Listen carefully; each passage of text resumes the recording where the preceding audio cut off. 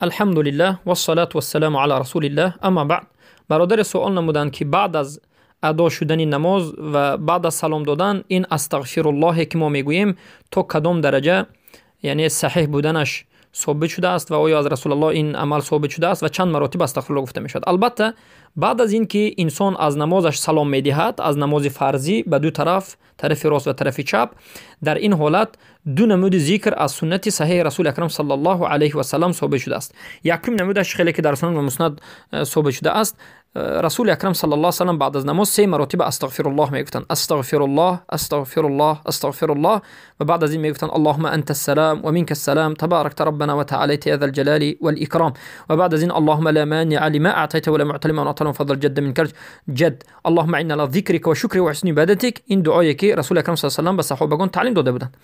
و بعد از این بعضی از دعاها وارد شده است و بعد از این به تسبیح کردن سبحان الله، الحمدلله، الله اکبر، و بعد از این لا اله الا الله وحده لا شریک له، و بعد از این تلاوت آیت الکرسی که در سوره بقره است، و بعد از این سوره اخلاص و موعظتین.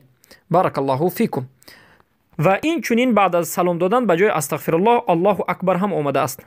الله اکبر، الله اکبر، الله اکبر. البته باید دانید که ذکرهایی که بعد از نماز می شود دست جمعی، جماعوی، همه یک بار کردنش این بدعت است. 3 دعایی که بعد از نماز کرده می شود همه بدعت است و همه این ذکرها در الوهیدگی، در جداگانگی کرده می شود. بارک الله فیکم.